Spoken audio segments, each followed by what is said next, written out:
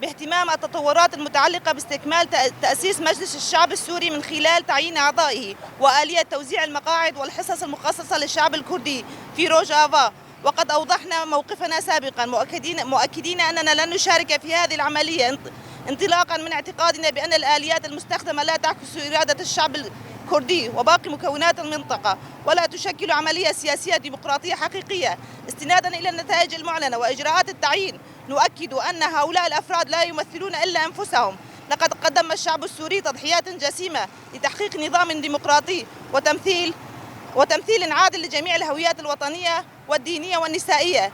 كما عانى شعبنا الكردي معاناة شديدة من سياسات الإقصاء والتهميش وقدم تضحيات عظيمة في الثورة في سوريا وروجافا. ومع ذلك كشفت الأحداث الأخيرة مجددا عن نمط من الإقصاء والقمع من خلال التعيين الانتقائي لقلة من الأفراد، وهذا يتنافى مع أبسط مبادئ الديمقراطية والعدالة والوحدة الوطنية الحقيقية.